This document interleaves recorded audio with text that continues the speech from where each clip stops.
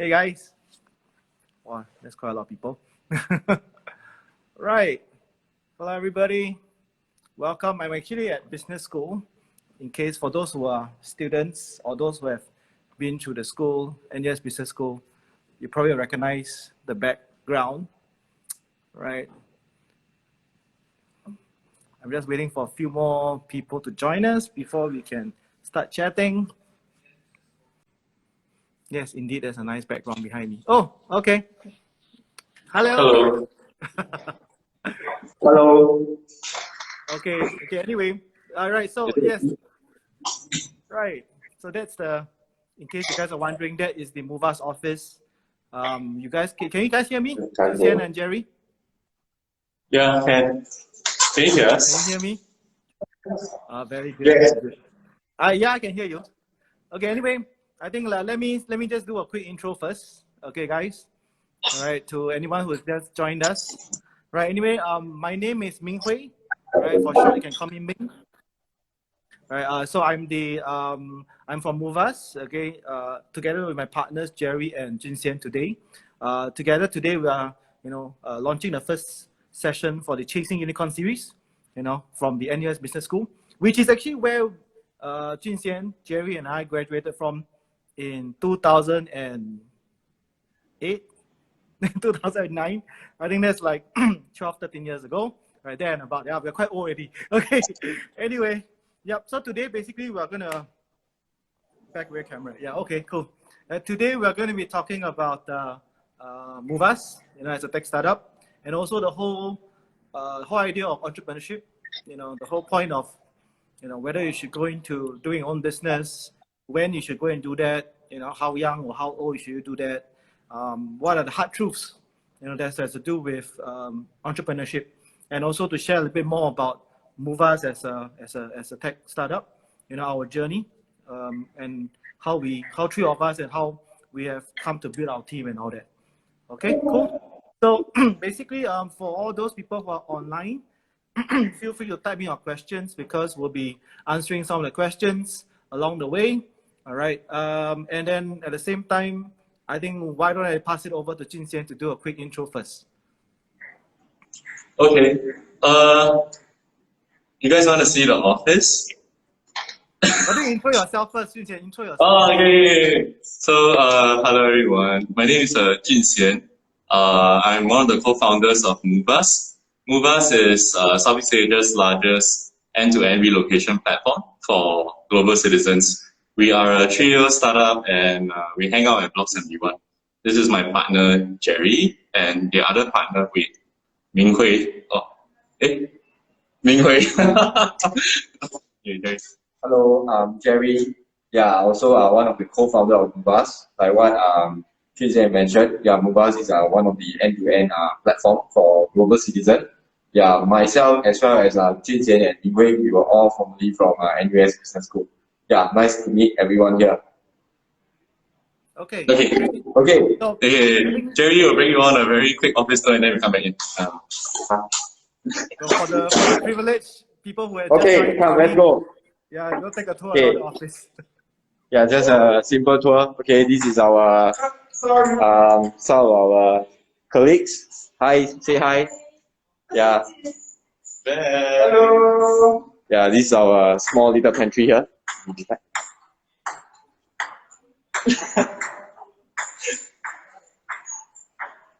This is our workplace. You can see all our colleagues here working hard. Say hello, say hello. Hello. Okay, say hello.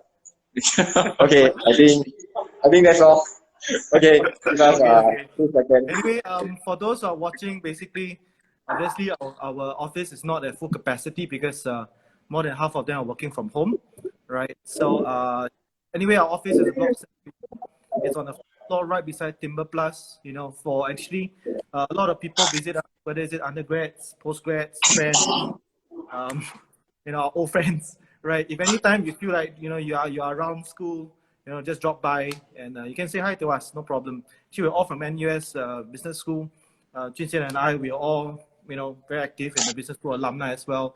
as well as with the school, administrative team. So yeah, so feel free to kind of talk to us anytime. I'll just take a look if there's any questions that people have posted.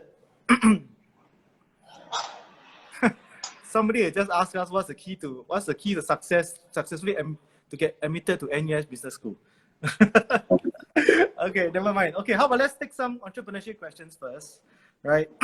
I think there's someone who just asked, maybe later also put down the nickname of the person so I can just read it out. Okay, and the first question I have here is that what are the must-have qualities of an entrepreneur?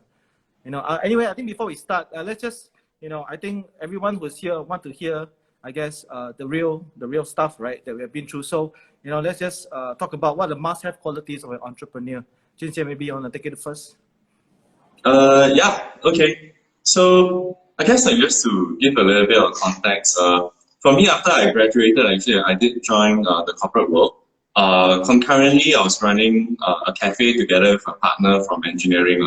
So I was kind of like doing both at the same time. So running an F&B business and working in the corporate world.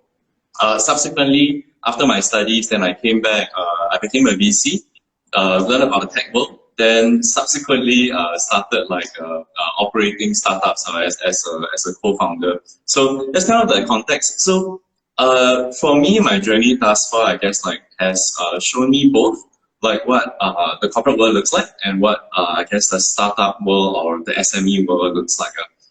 Therefore, with that as a context, I think to me the most important thing that if you compare working in a corporate versus working in a startup, right, they must have the differential is probably adversity quotient. Yeah, so I think there's quite a lot of articles written about IQ, about the importance of EQ, but specific for running an SME or running a startup, AQ is the most important. So adversity quotient, basically being able to keep a calm and level head amidst things that are very topsy-turvy, right? The reality of our business as a small business, right, is that nothing is set in stone, right? Everything is in a growth stage, and you're always in a growth stage. You're always iterating. The team is always changing because the business is always changing. Yeah, so being able to keep a level head amidst all of this, right, is to me a hallmark of an entrepreneur. So just to put it on the ground terms, right, every day when we come to the office, right, so Jerry, Minpri, and I come to the office, actually what our colleagues need us to be, right, is consistent, right? Because if we are very volatile, it trickles all the way down. But if we are consistent and every morning we come in, we greet everyone, we always wear a smile, right? The way that we address problems, big and small, people know what to expect of us and know the way we react to it. Actually, that really helps the team. Yeah, so once again, I think for me, adversity quotient is the most important hallmark. Right, so I think what what Jinxie says, this one thing about every day coming to office with a smile. I mean, yeah, really, it's sometimes not easy to come in with a smile, right? But I think what I've learned is that, entrepreneurship is a very difficult journey. If you just, think about it every day, you'll never be smiling, because the journey is always so difficult, right? So, I mean, it's really just to put everything aside and just come in and say, okay, today's a brand new day. There'll be new things to solve. There'll be new problems to be had. Let's just go and do it, you see. Wow. Yeah, anyway, somebody asked me why I look handsome. Sorry, I'm not that handsome. Okay, anyway, next question. Okay. I think let's take this more formal one. Okay, someone was asking, how does a business degree prepare you for a startup career? Yeah. What do you think about it, Jinxie or Jerry? Your business degree. How did our business degree 12 years ago help us in our entrepreneurship journey? I think definitely it helps because there are courses that are quite relevant. When you operate a business, you need to know certain marketing, finance, the core subjects, But of course, the real learning really comes from the job itself. But having the understanding and the project that we have done back in school, right, definitely help us, to understand the problem at hand while we are working, day-to-day task. Yeah, so I definitely think that a business degree will definitely help someone who intend to start a business or someone really doing the business itself. Yeah. Yeah. No, I think business degree. No, actually, honestly, every different degree helps form a company. You know, but I guess business school just gives you that bit of, I guess, business sense. You know, in whatever you study, the project works you do, and then really, and the more importantly to me, actually, at least, is the people you mix around with, right? There's this whole business-centric culture, I guess, you know, that can allow you to, I guess, just get into the whole business creation a bit easier lah. But the journey requires more than just business students, for sure. If you just have all business students in the whole company, we should die. There's no way you can operate a company with all just pure business people, right? Okay. Sure. Anyway, I share like a little bit about this is like, for me like business school is actually very to me like very important. Yeah, and the reason for that is because like ultimately when you run a business, right? Like you hypothesize that the business exists, right? And then you go about proving that it exists, right? And you prove it with a P&L. So without knowing kind of like, you know, frameworks for marketing, frameworks for finance, how does HR affect logistics, affect operations, right? Without a framework in mind, that can be very, very daunting. Yeah, so at least the business school, right, gives us like all your 1001 like modules, right? It gives you a toolkit that you can use to go about thinking about the problem. Yeah, so having a toolkit is better than not having a toolkit, right? So for me, like, it's really important. And as a SME owner, right, for us, every day we make decisions big and small. The better, the more elegant decisions are actually made with a little bit of understanding of each department, right? Because if you're overly financed, right, make a financial decision, right, actually you might create quite a big problem for your operations team or your HR team. Yeah, but you know, having a fundamental in each area helps you make better decisions. The modules that I felt have helped me the most, right, when I was a business school student and now maybe like 10 years on, accounting and economics. Yeah, and I mean, I'm not saying that that's like the holy grail, but like for me, it's been the most useful. The reason for that is because accounting is the language of business. To me, it's a language, right? You either know it or you don't, right? You look at P&L, you understand or don't understand, very straightforward. So it's a language that you kind of need to pick up. Economics is important because I feel economics explains the world, right? In the purest form, in an x-axis and y-axis, right? How does one affect the other, right? How does demand affect supply? Why is it that Donald Trump says certain things on Twitter, right? Interest rate falls, right? I feel it explains the world. If you don't know economics, right, it's difficult to relate to the world of business. yeah, that's right. Yeah. Anyway, since we're talking about education, I think for those who are online with us who are yet to join the business school as an undergrad, I know there's an NUS open house coming soon, right? So please stay tuned for any updates about the NUS open house. You can of course Google NUS open house for more information about the date and the whole flow of the NUS open house. But also for those who have been through degree and are looking for postgrads, we also have Masters of Science and MBA programs. Again, you can check out our website for more info. Right? Is that a good plug? Right. Anyway, Jin Xian is also Jin Xian was also part of the NUS MBA business school MBA, right, Jin Xian? Yeah. So that was some time back also. Anyway, so let's move on to the next question. I think let me see. Okay. Right, so there's one question about, I think it's quite interesting from someone called Jack Liu, right? He's asking, do you think introverts can be entrepreneurs? Right, I think this whole discussion about introverts versus, I guess, extroverts, I know Tuesday has an interesting answer for this one, so I'll let you take it away. Okay, I actually don't know what you're talking about, but for me, simple answer is yes. And it depends on how you define introversion and extroversion, right? Like, if we look at the definition of it, that like where you draw energy from, right? Extroverts draw energy by being around people and communicating with other people. Introverts, like me, right? When I talk to too many people, I get very tired. how I recharge is I go to a man cave and I binge watch like YouTube. Then that helps me like get energy. So from that perspective, absolutely, introverts can be entrepreneurs. I think the challenge is really identifying what are your strengths and what are not your strengths, right? I've actually had this conversation with Ming Hui before. Very early on, Ming Hui taught me something called StrengthsFinder, right? The basic tenet behind it, right, is rather the Asian mentality is to find your weakness, right, and then make sure you're not weak, right? Like Pula, right? Just make sure you cover your weaknesses. But what Ming Hui taught me previously, this was many years back, was that find your strengths, right, and just make sure you're really good at it. So, like introverts maybe are better at strategic thinking or analyzing data, maybe. So understanding your strengths and playing to that, I think is an important step one. However, as like a startup co-founder, right, there's a job to be done. So part of my job is kind of like advocacy, right? Going out and sharing about what Mubas is. So at the back of my head, I just need to know that, the way I plan my days, I cannot do too much of it because it will time me out. So once again, like step one for me is like knowing your strengths, and then number two, knowing there's a job to be done, and then balancing your energy levels this that.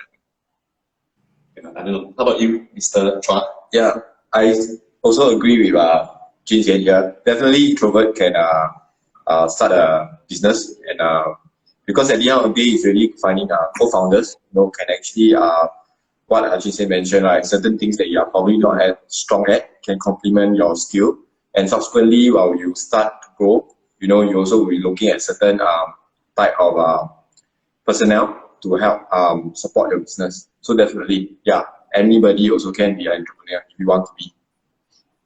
Yep. Yeah, in fact, I'm actually, I would see myself as a super extrovert. But not because I talk a lot, but because I super need people around me. That's why during the circuit breaker where we're all working from home, I was super depressed. Even though you are talking to people like that, but it's very different when you have physical people around you. So yeah, I mean it's So just know introverts, extroverts, of course they both exist in the entrepreneurship journey, but for those who are extroverted, you probably need to put people around them. Okay, cool. Anyway, right, I think there was just one question quickly just now. Someone asking about the open house is for admission for which cohort. I just gotten an answer that it is for the 2021 August cohort. Okay, so just for those people who are asking, maybe Hui Xin, you just type it into the comments as well. Okay, so 2021 August cohort for the NUS open house admission, NUS open house. Okay, right. Anyway, next question. What's it come to the question function? Okay, cool. There are some questions that were sent via the questions just now. I think I was tapping on this. So there's a feature now you can just tap if people can see. Cool. Can you all read it? Yeah. A startup company must have enough capital. Where did you get that to maintain your company? I cannot read the rest. Can you read the rest? What to do when facing a situation of shortage of funds? Okay. Basically, it's about money. So it's Jin Xian's. Oh, okay. Okay. So, in our company, right, each one of us have different strengths and we play different roles. Because we are a small company, so we hold multiple roles. So specifically, Ming Hui heads up operations, which is a very big piece. Together with Jerry, they manage all the moving parts, commercial and operational. For me, I'm a little bit more, I guess, like the corporate side of things. So I manage strategy, I manage kind of like external relations and the financial bits. So basically, like my role in the company is resource acquisition and resource allocation, right? So resources, we see it as financial resources, fundraising, and human resources, talent, right? So there are certain realities about operating a small company, right? And that is we have finite resources on both ends. So after we acquire it, right, allocating it, right, is important. So I think to the point, right, to the question is like, how do you allocate, right? I mean, ideally, you don't want to run into the situation whereby you are very short of funds, right? I mean, that basically means that you did not plan it properly. Yeah, I mean, there are extenuating circumstances like the pandemic, for example, but given what you have, right, you still have the ability to allocate resources, right? You have to balance it out. So, unfortunately, step one, right, is that whatever resources you have, right, whether it's a lot or very little, right, you need to plan it out. And planning it out based on your criteria is important. For us, as a case study, like what we are trying to balance is the amount of time we need vis-a-vis the people we have, right, vis-a-vis the resources we have, right, to play out a certain strategy, right? So the number one thing that me personally I'm trying to solve for is how long do we need, given that we have this team, right? And then you take X amount of funds that you have and then divide by the number of months you need, right? You end up with the amount of money that you correctly should be spending, right? So if there is a delta on that, right, if there's a difference in that number, right, you need to solve for the difference. And Jerry and Minghui and I, we have this conversation very often, right? We always bring up that there's this difference, good or bad, right? And what are the actions we need to take, right, to theoretically address this. So you need to be on top of it, right? And ideally every week. Yeah, you cannot wait until like your 1 year budget is up. By the time it might be too late. Okay, so I guess the first part of the question is actually the easy part, right? A startup must have enough capital. Yes and no, right? It depends on your business model. Operating an F&B outlet, right, is cash generating, right? Therefore, the growth journey would be to reinvest the cash we earn on an operational and daily basis into the business and slowly grow. Yeah, if you look at a startup, right, the key metric that we are defined by is growth, right? Ultimately, investors want to invest in companies that have large impact, right? Large impact justifies large valuations. That's the game of startup. So therefore, if it's a startup, right, then having more capital definitely helps. So once again, if it's a startup, that tends to be important. But if you're an SME, right, you can choose to use your retained earnings to slowly reinvest in business. Yep, cool.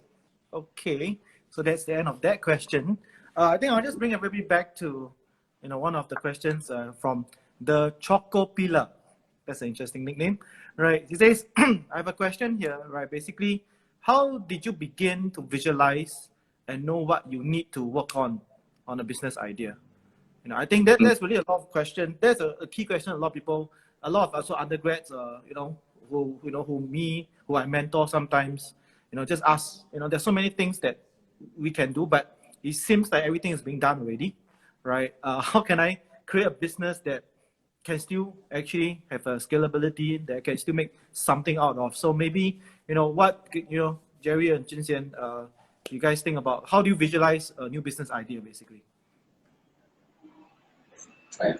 Sure. Okay, so I think there's a few things. I think at the end of the day, you really need to know what are we solving.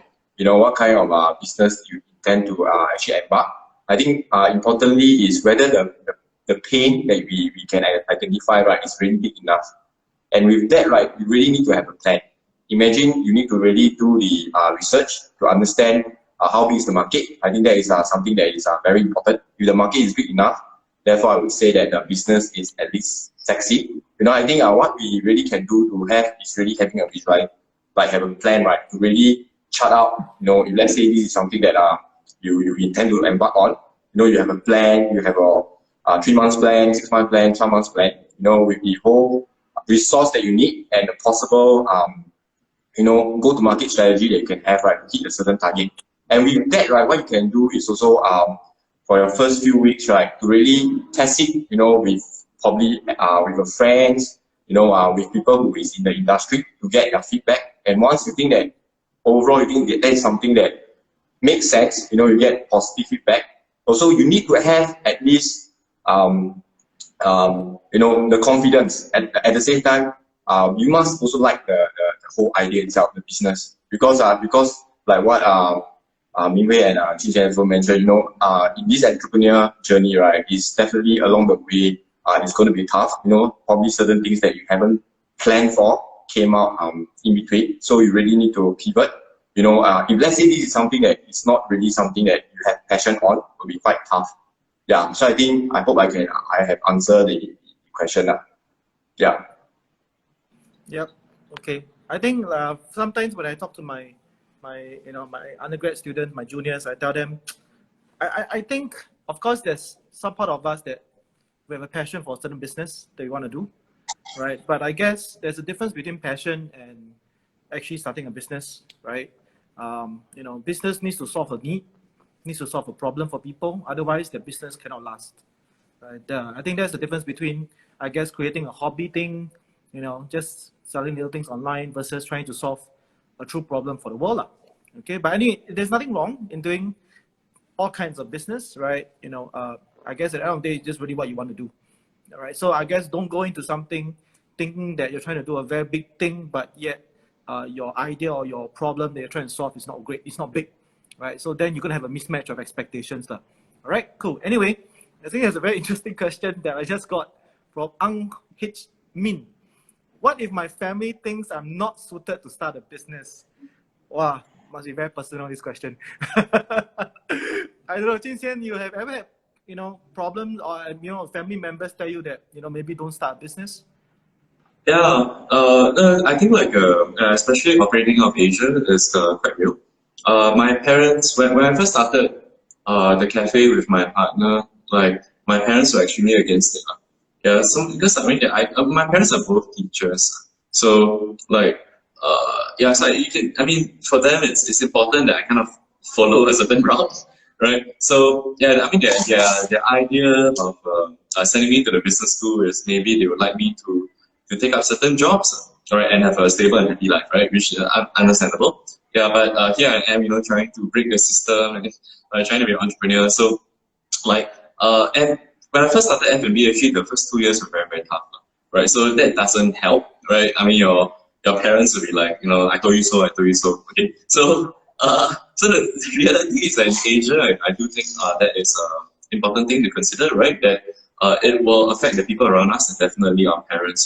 But ultimately, I feel, therefore, we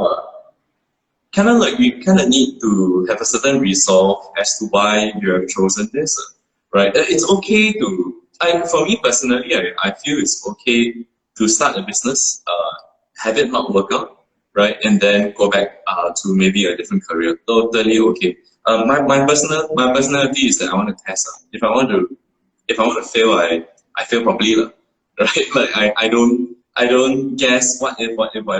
I do, I die, and I move on in life. So very less complicated. Right? So with that mentality, right, oftentimes I feel I have nothing much to lose, right? And therefore it's easy for me to move forward. And strangely, that tends to result in the business moving forward as well, right? Me being able to move forward as an individual helps, and a leader in the company helps the company move forward as a company. However, once again, right, if your parents, are very strong opposing force, then you need to either talk to them, right, to convince them, or you need to prove to them. Because I feel ultimately as parents, they just want you to be safe and happy, right? So if you can prove that through what you are doing, right, you are safe and happy, right, then maybe fundamentally there's no reason to oppose them. But maybe they just feel that they know better than you, right? Because you're still young and you haven't gone through the right of fire, what have you. But so that's totally justified. So yeah, it becomes a process that you need to prove it. Yep. Yeah. I mean, And for myself, Jerry, Jerry, I think Jerry on no problem.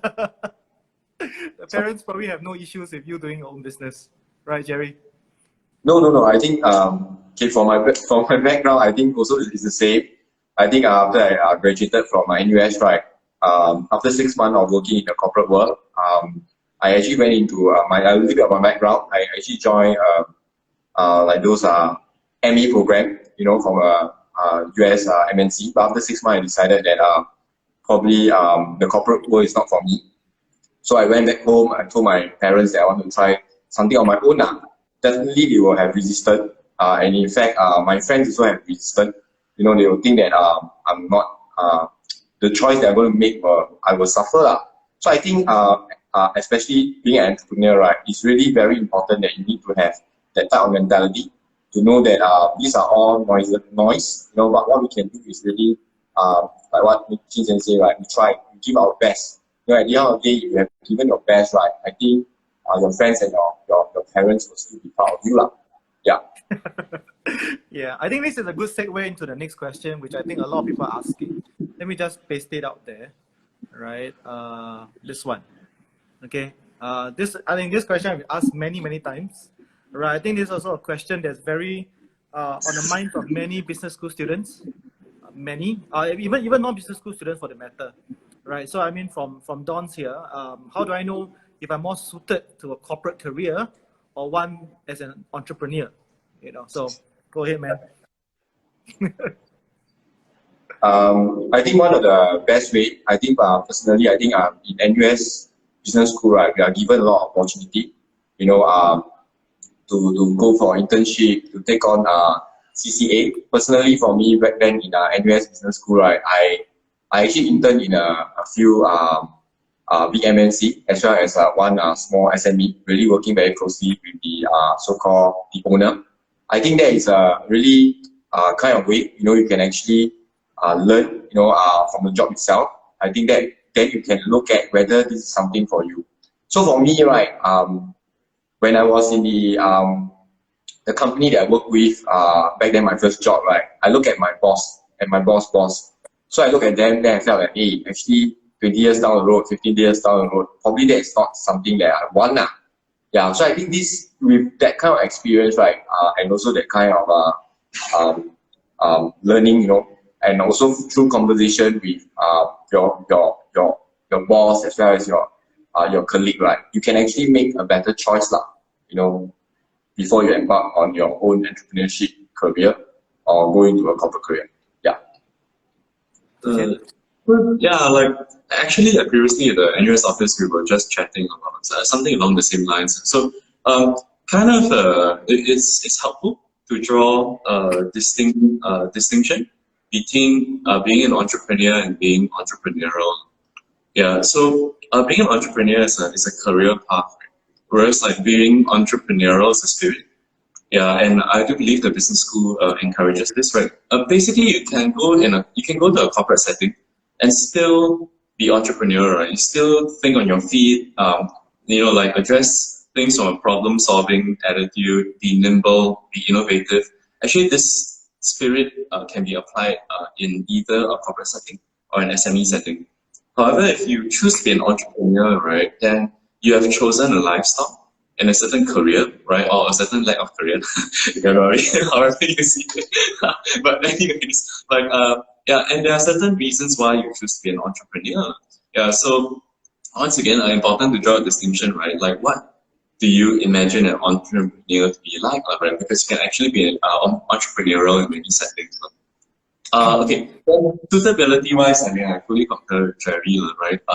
There are two ways you can decide, right? Either you set up the criteria and you decide, or you go through the elimination process through internships, right? You do enough internships, you know what you don't want to do, right? Then you cannot end up with what you want to do. Yeah. Actually, this is just exactly what I was going to go and talk about. I think, like I said, a lot of students ask me, should I try out entrepreneurship straight away? Should I go corporate? I normally say, I mean, there are a few ways you can try to understand yourself. Of course, within a school premise, you know, talk to all the career advice people, career office people, right? And also, I guess, talk to all the alumni that you can get your hands on, right? But I think the most effective is actually going on internship, right? You know, honestly, I mean, like in Movas, we have like, I think at any point in time, between 6 to 10 interns, right? And of course, you know, the interns that we have are the kind of mindset, the kind of attitude, the kind of character is very entrepreneurial, okay, like what Jin said, you know, and these are the kind of people that we would like to hire. But you know, the point is, you know, as an intern, as an undergrad, once you step into an internship that is a tech startup or startup environment, you will notice the difference between, I guess, that and a corporate, right? And that from there you can feel for yourself, you know, whether or not you're kind of suited for the startup environment, or maybe you prefer a more structured kind of corporate environment. Because a startup environment, I guess the best word to describe it is not the most structured at times, or most times, right? It's very messy. It's thinking on the feet, thinking, you know, on the fly, but it trains you to become very entrepreneurial, right? Corporate is teaching you a lot of structure, a lot of systems, a lot of the, you know, in a way, yeah, structuring things properly in a sense. So yeah, there's no right or wrong, right? I think there's been overhype about people thinking of entrepreneurship is like the cool thing and whatnot. But honestly, I myself and Jerry, we started a corporate career. I had my first 3 years in an MNC job, in consulting and all that. I'm okay with that, So entrepreneurial is something that I embarked on, something that I wanted to try. But I think that's where I found, that, okay, I guess this thing suits me pretty well. So it's not something that is a magical thing. It's not something it's not glamorous, like what you read online and all that. It is very practical.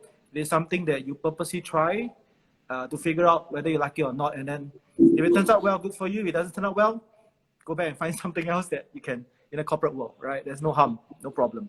Okay, good question there. Let me see what else do we have. Okay, let me see. What's a good question next? Okay, there's a quick question about, I guess, risk taking and money. I just quickly about how maybe Jin Xian can take this about how do you overcome the fear of losing money when your business fails, right? I'm sure we all have lost a certain amount of money over our years of doing business, but how does that come into play when thinking about doing entrepreneurship? Yeah. So basically, like, because we study finance, right? So, like, to me, like, risk is like a good word, not a bad word. So, like, I mean, risk. The idea of risk is only daunting if it's unmanaged, right? If you don't know what you're doing, then it becomes more risky, right? If you know, for example, whether to buy SIA stocks, right? I mean, it's kind of like, to a layman with no information can be risky, but to someone with full information is entirely not risky, right? So risk is subjective, right? So ultimately, the way, I guess, this is how I personally, like, I approach like entrepreneurship, right? And risk is risk management is important, right? Ultimately, if you're not sure if you should embark on this project, you haven't done enough research, right? If you've done enough research, right, it should be a yes or no, right? So if you don't know, right, you're going to do more research, right? Basically, you don't know. Okay, so like, but as an entrepreneur, right, I think what I've learned not to do is to look at problems from a risk management perspective. That is what I used to do in a corporate setting, right? Whereby the order of the day is to maintain, right? Because the wheels are well oiled and they already generate profits, so manage risk, right? Whereas, like, the flip side of that same coin is entrepreneurs, right? We have to be optimistic, right? There is opportunity in everything. There's opportunity in the pandemic, right? But what you want to do, right, is substantiate your optimism, right? If you feel bullish about something, right, why? What does the data tell you, and why can you conclude as such? Yeah, so once again, right, risk management is one side of the coin. Entrepreneurs, we have to look at the other side of the coin, which is substantiate your optimism. Always look for the silver lining and make sure that there's good reason why you are bullish. Yeah, so if you can, I guess, like, look at the problem like that, right? The risk is managed. Yep. Okay, right. Anyway, as Jin Xian is talking about finance, when he studied finance he studied marketing and finance back then in school. Yeah. So anyway, just linking this up to one of the other questions just now, I just want to address it quickly. Someone asked, does the undergrad business program at NUS Business School teach the students marketing skills, right? Is that a separate subject and whatnot? I say yes, of course. The undergrad program teaches obviously all the various fields. You can choose to specialize in marketing if you want. I think nowadays there's obviously even more. Marketing has become a lot more diverse now, right? There's marketing analytics. There's no digital marketing and all that. As compared to back then when Jin Xian and I were taking marketing, it was a lot different back then, right? So obviously now it's a lot more modern. So expect to learn all that in the NUS undergrad program for marketing, right? But I guess just to wrap it up with a last question and a couple of last words from myself. I think the standard question people always say, what advice would you give to aspiring entrepreneurs? But maybe I just maybe other than advice, maybe just like maybe Jin Xian, Jerry, just concrete stuff that people can do to help them to get into this whole entrepreneurship career, so to speak? Jinxian? So for me, definitely do it, right? There are okay. So what I did previously, right, is I calculated expected returns, right? Let's say if I have a corporate career and then if I be an entrepreneur, right? Okay, so my advice, right, is definitely do it, but manage the risk, which means that hey, if you have to sleep less and work a full-time job and do a side gig, right, then just do it lah. I mean, like you want to do it when you're young or when you're old, right? So yeah, so I feel entrepreneurship, exactly like Ming shared just now, right, teaches you a different side of like how a company is run, whereas like joining a large MNC exposes you to a lot more structures, systems, and SOPs, right? So both are important learning as a young person. Yeah, so yeah, for me, I'm a proponent of like do more, don't do less. Yeah, so yeah, don't shortchange yourself, right? So yeah, just entrepreneurship, definitely embark on it in a big way or small way. Jerry? Yeah, personally, same like Jinxian, is really just do it.